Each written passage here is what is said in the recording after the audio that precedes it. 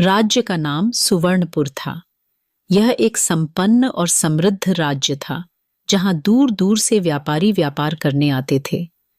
इस राज्य की शोभा सिर्फ इसके महलों, बगीचों और कला में नहीं थी, बल्कि उसकी सबसे बड़ी शोभा थी उसकी रानी, रानी मालिनी। मालिनी की सुंदरता की चर्चा 7 समंदर पार तक थी। रानी मालिनी का रूप ऐसा था कि जिसे एक बार देख ले उसका मन मोह लिया जाए। उनकी बड़ी बड़ी आंखें चंद्रमा की शीतलता को मात देती थीं। उनके लंबे काले बाल जो कमर तक आते थे, खुले आसमान में बिखरे काले बादलों जैसे लगते। उनकी आवाज में ऐसा माधुर्य था कि सुनने वाला अपना दुख भूल जाए। उनका हर कदम जैसे किसी नृत्य की लय हो, और उनकी मुस्कान, वह मुस्कान हर किसी का दिल छू लेती थी। मालिनी की शादी राजा वीरेंद्र सिंह से हुई थी। राजा वीरेंद्र सिंह एक वीर, न्यायप्रिय और प्रजावत्सल राजा थे, लेकिन समय के साथ उनकी सेहत गिरने लगी। जब रानी मालिनी का विवाह राजा वीरेंद्र से हुआ, तब वह एक स्वस्थ, बलशाली योद्धा थे, परंतु अब वह गंभीर बीमारी से ग्रस्त थे। उनकी काया कमजोर हो चुकी थी। राजा अब अक्सर अपने कक्ष में रहते और बहुत कम ही राजदरबार में दिखाई देते। राजा की बीमारी का कारण डॉक्टरों और वैद्यों ने राजा की बीमारी का कारण बताया मन और शरीर का थक जाना। राजा ने अपने जीवन के शुरुआती साल युद्धों और राज्य की जिम्मेदारियों में बिता दिए थे। इन सब का असर अब उनकी सेहत पर पड़ा था। उनका शरीर कमजोर होता जा रहा था और वह अक्सर बीमार रहने लगे। वैद्यराज ने कहा था कि उन्हें अत्यधिक देखभाल और आराम की जरूरत है। रानी मालिनी ने राजा की सेवा में कोई कमी नहीं छोड़ी। वह दिन रात राजा के पास रहती, उन्हें समय पर औषधियां देती, उनके खाने पीने का ध्यान रखती और यह सुनिश्चित करती कि राजा को किसी चीज की कमी न हो। लेकिन एक समस्या थी, राजा की बीमारी में उनका व्यवहार भी बदलने लगा था। वह चिड़चिड़े हो गए थे। वह अक्सर रानी पर गुस्सा करते, उन्हें अपमानित करते। रानी ने यह सब चुपचाप सहन किया, क्योंकि वह राजा को दिल से चाहती थीं। गिगिगे छोटे भाई का आगमन। राजा वीरेंद्र सिंह का एक छोटा भाई था, युवराज विक्रम। विक्रम राजा का सौतेला भाई था। वह राजा के बाद सिंहासन का उत्तराधिकारी था। विक्रम न केवल एक कुशल योद्धा था, बल्कि वह सुंदरता और बुद्धिमत्ता का अद्भुत संगम था। उसका चेहरा तेजस्वी था और उसकी आंखों में गहराई थी। जब राजा की बीमारी बढ़ने लगी, तब विक्रम को दरबार बुलाया गया। विक्रम ने अपनी जिम्मेदारियों को समझते हुए तुरंत राज्य वापस आने का निर्णय लिया। विक्रम ने जैसे ही महल में प्रवेश किया, उसकी नजर रानी मालिनी पर पड़ी। रानी के चेहरे की मासूमियत और उनकी आंखों की चमक ने विक्रम का ध्यान खींच लिया। रानी और विक्रम की पहली मुलाकात ने एक अनकही भावना को जन्म दिया, जिसे दोनों समझ तो नहीं पाए, परंतु महसूस जरूर किया। रानी की भावनाएं, रानी मालिनी अपने कर्तव्यों के प्रति समर्पित थीं। उनके लिए राजा ही सब कुछ थे, लेकिन उनके दिल के किसी कोने में विक्रम का स्थान धीरे धीरे बनता जा रहा था। विक्रम का सजीव स्वभाव और उसकी देखभाल करने की कला ने रानी को प्रभावित किया। वह जब भी विक्रम को देखती, औंधी घास देती, उनका मन विचलित हो उठता। राजा का अंधविश्वास। राजा वीरेंद्र सिंह का स्वास्थ्य दिन ब दिन गिरता जा रहा था। वैद्य और डॉक्टर अपनी तरफ से हर कोशिश कर चुके थे, लेकिन कोई सुधार नहीं हो रहा था। राजा अब अपनी बीमारी के लिए किस्मत को दोष देने लगे थे। उन्होंने यह मान लिया था कि उनकी बीमारी का कारण महल के भीतर का कोई दोष है। उन्होंने महल में कई तांत्रिकों और ज्योतिषियों को बुलाया। इन ज्योतिषियों ने कहा कि राजा पर बुरी नजर का प्रभाव है और इसके लिए एक यज्ञ करना होगा। यज्ञ के दौरान रानी मालिनी को कई कठिन तप करने को कहा गया। रानी ने राजा की भलाई के लिए सब कुछ सहन किया, लेकिन रानी के दिल में एक सवाल हमेशा रहता, क्या राजा कभी ठीक हो पाएंगे? और अगर वह ठीक न हुए तो क्या होगा? विक्रम और रानी का समीकरण। महल में विक्रम और रानी की मुलाकातें धीरे धीरे बढ़ने लगीं। विक्रम अक्सर राजा की सेवा करने के बहाने रानी के पास आता। वह रानी की मदद करने की कोशिश करता और रानी को यह पसंद आने लगा। दोनों के बीच एक ऐसी भावना पनप रही थी जिसे दोनों समझ नहीं पा रहे थे। रानी अपने दिल को समझाने की कोशिश करती कि यह गलत है, वह राजा की पत्नी है और विक्रम उनके देवर हैं।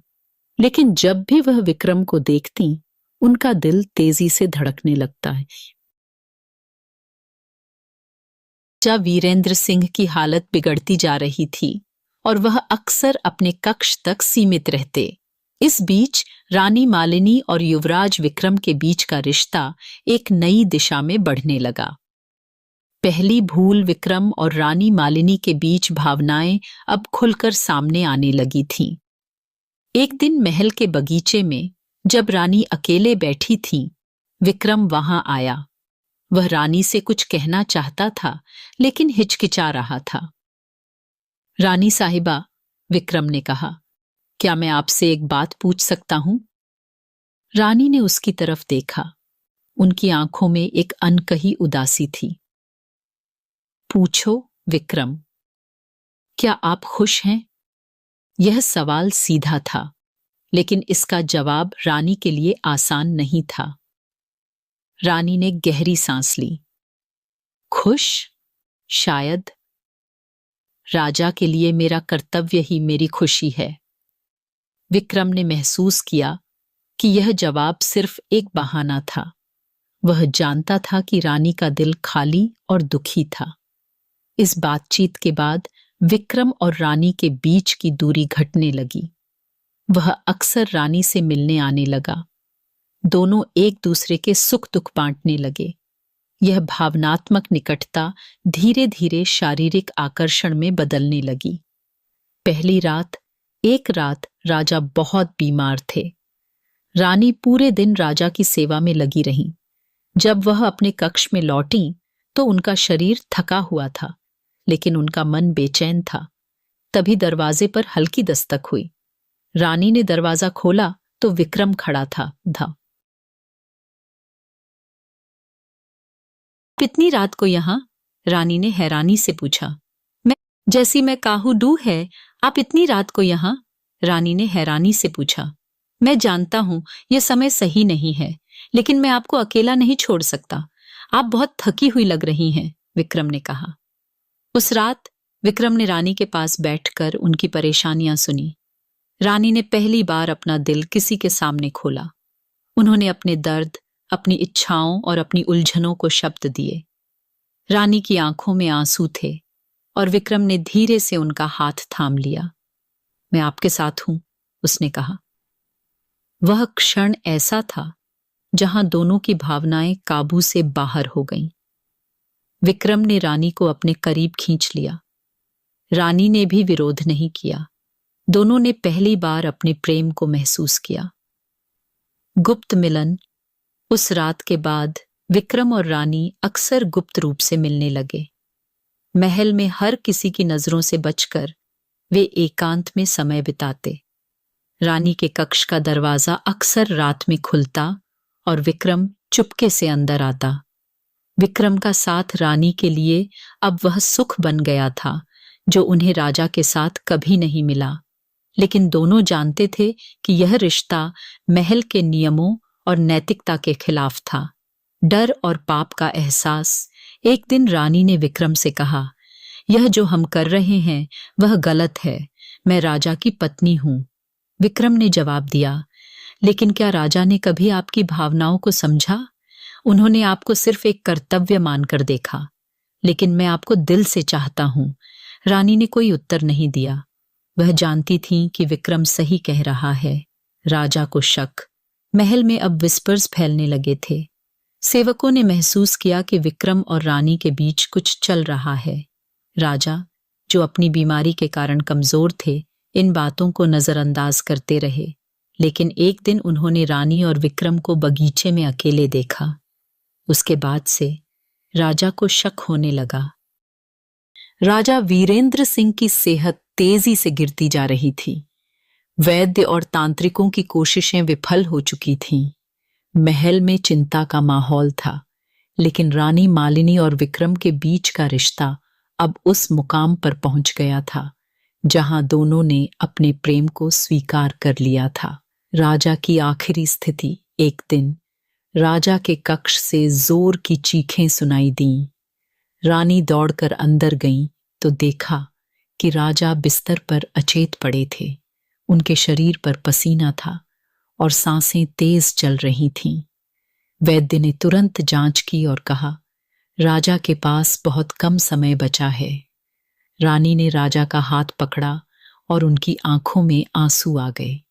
उन्होंने राजा से कहा, आप चिंता न करें, सब कुछ ठीक होगा। लेकिन राजा को पता था कि उनका अंत निकट है। उस रात राजा ने रानी को अपने पास बुलाया। उनकी आवाज कमजोर थी, लेकिन उनके शब्दों में गहराई थी। मालिनी, मैं जानता हूं कि तुमने मेरे लिए बहुत कुछ सहा है। तुमने एक आदर्श रानी और पत्नी का धर्म निभाया, लेकिन मैं अब और नहीं जी पाऊंगा। मेरे जाने के बाद तुम अपने जीवन के बारे में खुद फैसला लेना। मैं तुम्हें बांध कर नहीं रखना चाहता। यह सुनकर रानी फूट फूट कर रोने लगी। राजा का निधन। अगली सुबह राजा की मृत्यु हो गई। महल में शोक छा गया। पूरे राज्य में राजा वीरेंद्र सिंह के निधन की खबर फैल गई। प्रजा दुखी थी क्योंकि उन्होंने एक न्यायप्रिय राजा को खो दिया था। महल में राजा का अंतिम संस्कार किया गया। रानी मालिनी ने राजा की चिता को हाथ जोड़कर प्रणाम किया, लेकिन उनके दिल में विक्रम के लिए प्यार छिपा हुआ था। प्रेम के लिए संघर्ष। राजा की मृत्यु के बाद विक्रम और रानी के रिश्ते को लेकर महल में चर्चाएं होने लगीं। कुछ लोग इसे गलत मानते थे तो कुछ लोगों ने इसे नियति कहा। विक्रम ने रानी से कहा, अब हमें किसी से डरने की जरूरत नहीं। राजा के अंतिम शब्द यही थे कि तुम अपनी खुशी चुन सकती हो। रानी ने उसे देखा और कहा, लेकिन यह राज्य हमें आसानी से स्वीकार नहीं करेगा। विक्रम ने उत्तर दिया, अगर हमारा प्यार सच्चा है तो हमें किसी की परवाह नहीं करनी चाहिए। रानी और विक्रम की शादी। राजा के निधन के 1 महीने बाद विक्रम ने पूरे दरबार में घोषणा की कि वह रानी मालिनी से विवाह करना चाहता है। रानी ने अपने कर्तव्य निभाए हैं। अब उनके पास भी खुश रहने का अधिकार है। मैं उनसे प्रेम करता हूं और मैं उनसे विवाह करूंगा, विक्रम ने स्पष्ट शब्दों में कहा। यह सुनकर दरबार में हलचल मच गई। कुछ दरबारी इस फैसले के खिलाफ थे, लेकिन विक्रम ने अपनी बात पर डटे रहने का फैसला किया। महल में एक सादे समारोह में विक्रम और रानी का विवाह हुआ। रानी ने लाल जोड़े में सजी हुई विक्रम के साथ फेरे लिए। यह शादी न केवल उनके प्रेम का प्रतीक थी, बल्कि उनके संघर्षों का अंत भी थी। नई शुरुआत। शादी के बाद विक्रम राजा के रूप में गद्दी पर बैठे और रानी मालिनी ने एक नई रानी के रूप में राज्य की जिम्मेदारी संभाली। दोनों ने मिलकर सुवर्णपुर को एक नई ऊंचाई पर पहुंचाया। उनका प्रेम अब किसी से छिपा नहीं था। वह दोनों एक दूसरे के साथ खुश थे और जानते थे कि उनका रिश्ता एक मुश्किल रास्ते से गुजरा था, लेकिन अंत में उन्होंने अपना प्यार पा लिया।